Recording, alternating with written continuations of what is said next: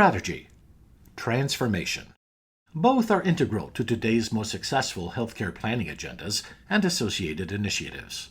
The field is on the cusp of a transformation, the likes of which it has not seen before, and that requires innovative planning approaches to succeed. Accenture's perspective on what, why, and how hospitals and health systems are planning strategic agendas brings new perspective to these approaches.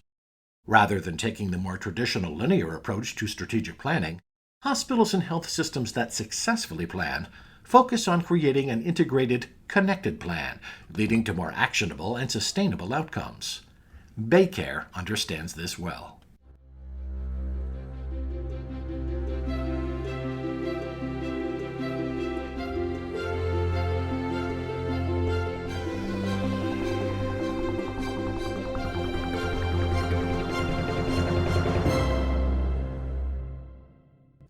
Welcome to Advancing Health, a podcast brought to you by the American Hospital Association. I'm Tom Hederle with AHA Communications. Join us for a discussion on various approaches hospitals and health systems can take when establishing their strategic plans, and hear insights from BayCare about their experiences and benefits from adopting a connected transformation planning approach, and the lessons they learned along the way. Today's podcast is brought to you by Accenture. Hello, and good day, everyone. I'm Diane Weber, Executive Director, Society for Healthcare Strategy and Market Development. With me today is Ed Rafalski, Senior Vice President, Chief Strategy and Marketing Officer at BayCare, and Yanni Douros, a Managing Director at Accenture. Welcome, Ed and Yanni, and thanks for joining me here today. Let me start with you, Yanni. Are you seeing that transformational planning is becoming more ambiguous? And why do you think that is for hospitals and health systems? Thank you, Diane, and pleased to be here with Ed on such a timely and important topic in the industry. You know, healthcare and more specifically the provider health system space is really in the midst of what I think of as both an exciting and complex period right now. Over the course of the pandemic, and even more so as we look ahead, what has been quite clear is that access, quality, and outcomes continue to be really front and center for hospitals and our provider systems.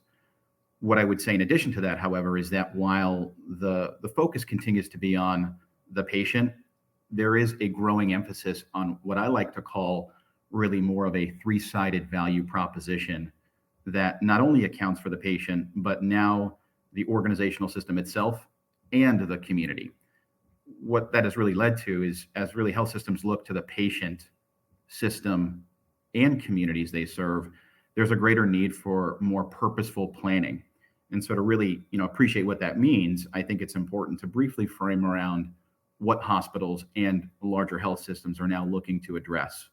The pandemic placed, as we all know, a tremendous strain on the healthcare system at large. And with that came really a greater need to determine how best to improve, access, quality, and outcomes. And now what we're seeing among many focus areas is, the evolution of new care delivery models, greater adoption of digital technologies and interfaces. There's a growing number of partnerships and alliances we're seeing in the provider space. And what I also think is important around the idea of non-traditional entrants entering, both the acute and post-acute care delivery space. But what I will say as well, while there are these opportunities, there is also constant challenges like margin pressures, workforce shortages, and even the day-to-day operational constraints that providers and larger health systems alike are facing. And so really when faced with both of these opportunities and so many competing priorities, transformational planning and knowing really how to respond is becoming increasingly complex. And I think part of the reason actually is because there is such a tendency to react to the individual priority often, rather than, as I mentioned, seeing how planning and ultimately the execution of initiatives can impact the patient, system, and community holistically. Actually, to that point, for example, in a recent Accenture study, we learned that health system executives foresee the evolution of healthcare to involve alternative care settings over the next 8 to 10 years. But in that study, we also learned that not only healthcare leaders in those organizations are really not sure how to go about planning for it. So while there is an appetite and they foresee the evolution of alternative care settings, not all leaders in provider health system organizations really understand how to go about planning on executing for those types of changes. The last point I'll make is really, as I also mentioned, that, communities that hospitals and health systems serve are becoming increasingly important in terms of the strategic priorities around them, specifically healthcare equity, diversity, and inclusion, as well as sustainability. These in particular are becoming more important to systems trying to meet patients and community members where they are, and most importantly, in the most differentiated ways. And so in many respects, Diane, while the ambiguity health systems face in strategy setting or in even just planning transformational efforts is often associated with what to focus on, it seems to be grounded more and more now in how to plan around that three-sided value proposition that I mentioned in terms of addressing the needs of the patient, system, and community more holistically. I totally understand that there are so many initiatives that organizations want to move forward with. And the exciting thing is that there is motivation to do so. But in order to really move forward into transformation, there needs to be a really solid approach to planning. So I'm excited to learn more about how hospitals and health systems can really look at this three-sided value proposition and find a way to be really successful at execution as well. So let me switch over to Ed for a minute. And we all know that strategic planning and execution are critical to achieving successful and long-term transformational change. But Ed, what does transformational change mean to BayCare? And how is BayCare planning for it? Thanks, Diane. So a couple of points. Change is ever present and it's constant, and has been in healthcare my entire career. But I think when we introduce the word transformational, that changes the conversation a bit. And I think it's transformational for a few reasons.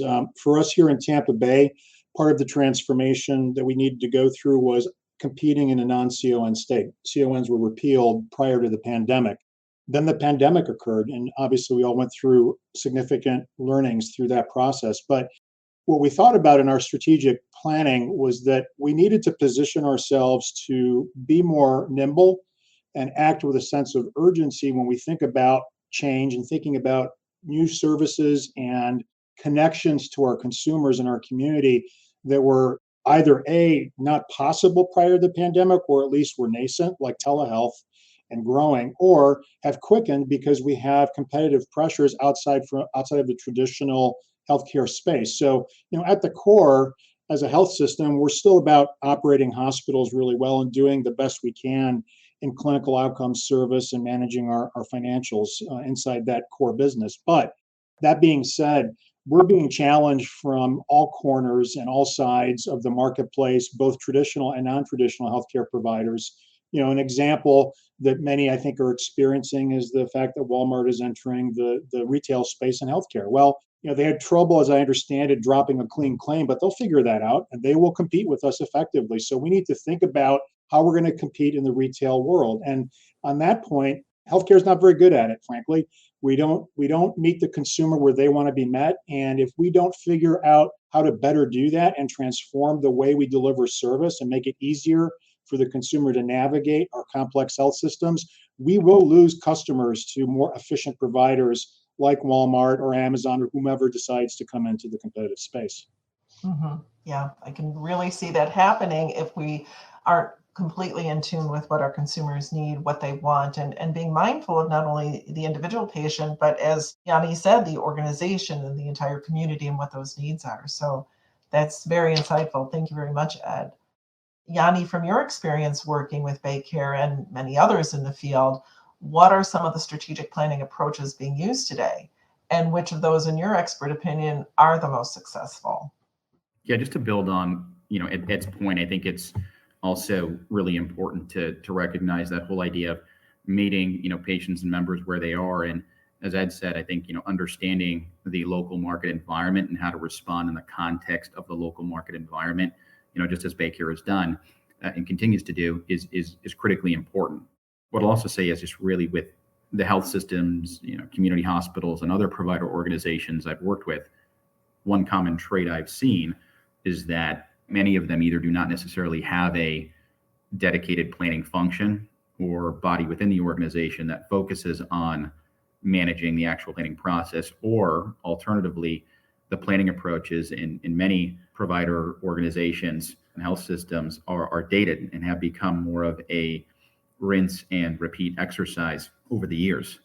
I also think it's always important really to understand that while the macro industry pressures, as I was just alluding to, largely impact them all, each of these organizations really goes about responding and engaging transformational planning in nuanced ways, depending on their local market environment, as I was just explaining. And there are really essentially three primary methods I have seen over the years, especially over the past 12 to 24 months. The first is what really can be referred to as the siloed approach. The second is an execution bent approach. And the third is what I like to call the connected approach. And I'll briefly highlight each of them. And before doing so, I will say up front, while there is merit in each of these methods, one is more favorable when defining really a multi-year transformation agenda. And so the first around siloed approach is really when a health system or separate departments of the system are generally more focused on planning around specific functions or an individual initiative or even a departmental goal. But more often than not, it is without a holistic view nor really strategic alignment across the organization. And so sometimes this will come in the form of two separate departments planning distinct strategic initiatives. But really, to use the expression, the right hand often doesn't know what the left hand is doing. And so while the individual initiatives may be important in and of themselves, the challenge is that with this method, it really tends to leave the organizational alignment to the end of the planning process. And this often results in what I like to think of really as uneven distribution of resources and team members to execute on plans due to that lack of visibility from just siloed planning. Whereas in the second approach, the execution bent method, that leans more towards, as it sounds like, accelerated actions and implementation.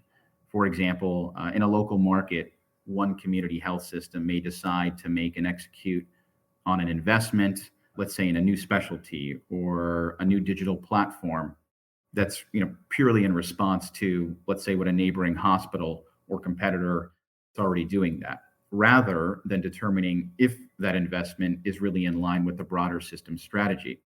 What I will clarify here, though, is that hospitals and health systems have to react, as Ed was saying, at pace and with as much certainty as possible at any given time, but ideally when it is best serving the patient, system, and community altogether. And I think we saw that really with the tremendous response of frontline clinicians and administrators throughout the pandemic. I mean, it really goes without saying that accelerated action and transparency in such critical times is key.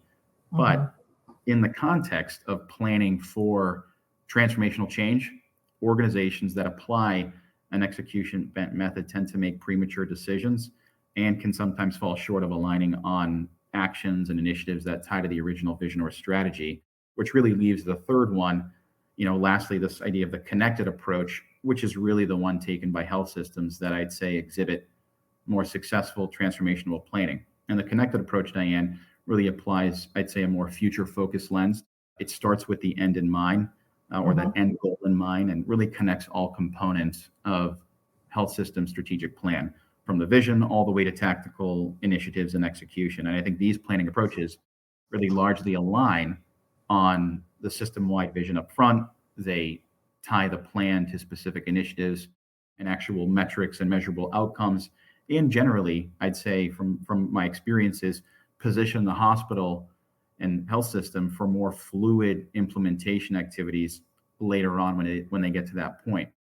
The last thing I'll just say here on this connected approach, Diane, is that one of the major reasons that connected approach is most successful for health systems planning these multi-year transformation efforts, especially in today's environment, is that compared to the other two approaches, by going through that method, it more often than not leads to a sustainable path for the system, because it now better positions the hospital or system to pivot or respond to market activity with less disruption, because all of the phases of the planning have been connected across the organizational units and tying to the system vision across the enterprise.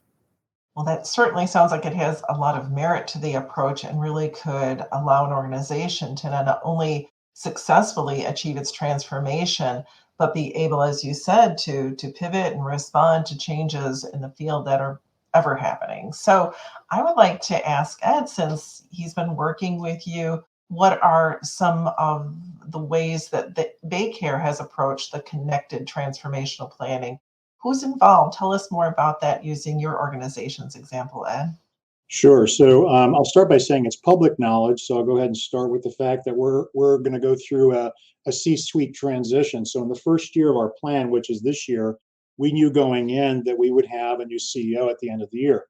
As we approached our planning process, we thought about the important things we needed to get done to make sure we had smooth transition and we didn't wait for the new person to come on board before we started executing against some of our visionary ideas. And so part of our thinking was, well, who should we include to make sure there's a nice transition? Well, the first obvious bunch was the board of directors. And so we have a board chair that's transitioning in the chair seat between the current CEO and the next. So we knew we needed to get the chair and vice chair aligned and understanding what the key priorities of the organizations will be for the next few years. And so that was key. So we included a lot of the board members in the entire process. Yanni, I think we probably had 4 distinct sessions with the full board and then some makeup sessions for those that couldn't make those plenary sessions so that the board could align with management. Next was senior leadership. We wanted to make sure the entire C-suite was fully engaged. And then we reached deeper into the organization and pulled in VPs and directors as needed as subject matter experts on key initiatives that we thought needed to be vetted a bit more to understand how we wanted to approach a particular problem or execution opportunity. So, in terms of the stakeholders, we wanted to be sure that the board, senior leadership, and then the next level down in the organization were fully aligned with what we wanted to achieve. And that was important because all of the KPIs that we developed, that we track as a result of the strategic work, then fold into a balanced scorecard, some of the measures which are then used for our team award goal, which management participates in. So when you think about sort of this conceptual idea of, well, what's your vision? And you get that right. And then you develop your strategy to support the execution of that vision. And then you create a line of sight with your management team to say, hey, we're really going to do this. And by the way, there's money on the table for you. That really creates full alignment and that connection. And I the other word I would use would be line of sight. Can the director or manager on a unit understand why we're doing what we're doing? They don't need to understand the specifics, but generally speaking, if we have a particular topic or direction we're taking, we want every manager to understand why we're doing it at some level. And that's the line of sight. And I think the connected approach allows you to do that. That sounds great. So the connected approach speaks to a variety of areas of connection. It is connection with the various individuals and groups that you mentioned so that you have good input and involvement from the very beginning at not only high levels, but deeper levels within the organization. And then they continue to see that line of sight. There's a connection to the vision, there's a connection to the work they're doing, and it actually ultimately ties to the team award process. So I can see a variety of connections here. Yanni, did you want to add anything else to this approach at BayCare? Yeah, I'm just going to say, just to build on Ed's points there, I think that's spot on. And I think the other thing around the connected approach to planning really positions health systems, especially now with so many competing market pressures and other organizational priorities, to really invite, and I'd say more so maintain, more system-wide involvement in the actual planning process. All too often, health systems advance on these types of plans without accounting for insights from all parts of the organization, including the actual providers and clinicians themselves, which I think is becoming, ever more important. In the past, year and a half, in speaking with both executive leaders in these hospital systems and frontline clinicians, I've seen and heard a growing desire to account for more physician perspectives and actually position these physicians as leaders that are helping to inform key system-wide decisions. And I think this is especially important for both clinical and non-clinical care teams focusing on specific initiatives that can make up transformational plans. The other benefit to the connected approach, Ed was alluding to this, is that it also helps to pressure test and almost becomes a forcing mechanism for evaluating a health system's true appetite for risk and its appetite to really flex and be ready for that change. So really by connecting, as I was saying, outcomes to metrics, your metrics to key initiatives, and ultimately key initiatives to an overarching strategy and vision, hospitals and health systems alike can really check their pulse on transformational readiness. Very important. So as we think about this approach, and I'm sure our listeners today are wanting to know whether or not this is applicable to them. So maybe each of you could share some key takeaways you've learned from using this connected approach, and if you'd recommend other hospitals and health systems take advantage of it. Let me start with Ed, and then Yanni, if you could chime in. Ed? So a couple of takeaways. One is, the plan within the plan. So when I say that, I mean, before you start getting into the planning process, you have to plan for the process. And so you have to architect an approach. And so one of the things I think that I learned in the process that we went through was that we architected an approach, but we needed to maintain flexibility and some fluid approaches inside the process. So, we can have the best approach designed, but once you get into it, you may find that you need to make adjustments. So, what's an example of that? Well, one of the things we did was when we learned that we needed to pull in some subject matter experts to iterate some of our ideas, we created these knowledge pods and we pulled in members of the organization that we didn't originally envision having part of the process, but we felt like we needed to reach deeper into the organizational chart to have those voices kind of pressure test, as Yanni said earlier, some of the ideas. So I think one takeaway is definitely spend a lot of time on the architecture and the plan within the plan before you start the planning process. But then the second takeaway is maintain significant flexibility because you really don't know where the process may take you. One of the things that we also focused on, last point, is non-negotiables and trying to figure out what are the things that are really, really important to us, and we're not going to compromise on those. And that's an important, I think, lesson learned also is that, and I think David Bezos said this in an article that he wrote, there are one-way door decisions and two-way door decisions. And by that, he meant the one-way door is the non-negotiable. It's once you make the decision, you are stepping through the door closes behind you, and you are going to execute against a particular idea. The two-way door is a decision you make, but you acknowledge you may go back in and adjust your approach. So I think there's an important sort of element to trying to figure out what are some of those non-negotiables that are critical that you must execute against, and getting those laid out early in the process so that you've got a really strong foundation heading into the ones that are a little more squishy and shady, if I could use those analogies. And just to clarify that a little bit, could you give me an example of a non-negotiable? Yeah, so a non-negotiable might be we're looking at a particular geography. We're acknowledging that in order to maintain top line growth, we have to enter the market, and it's non-negotiable. In other words, if we don't do it, we will lose the opportunity to gain access to that market. So that's one example. Another, which is somewhat non-negotiable, we decided to get into the insurance business 4 years ago with Medicare Advantage. I won't say that was a non-negotiable because we're still learning, but that's an example perhaps of a two-way door decision to say it's non-negotiable that we're going to start the plan, but we're going to have to figure out if we're going to be good at it and whether we're going to continue to execute against that particular idea. So that might be an example of a non-negotiable to start, but then a two-way to say, well, but are we doing and are we executing against our original vision, and are we as successful as we want it to be? So those are two examples that I might use of a one-way and two-way door decision. Yeah, that's helpful. Thank you. So Yanni, what are some of your key takeaways from the connected approach? Yeah, I think just building on what Ed was saying, really appreciate that whole idea and couldn't agree more with Ed on the idea of planning for the plan. And I think the connected approach really forces that process to take place. Compared to the execution bent approach or the siloed approach, oftentimes the focus becomes really on, again, the specific initiative. And so organizations and business units within those organizations become strictly focused on what's going on for that particular initiative, or alternatively, in the execution bent approach, don't plan for the plan. They just focus strictly on executing and being more reactive than proactively thinking through all those connected pieces. And so I think when shaping their strategic plans, especially in today's environment, there are a few others I'd add.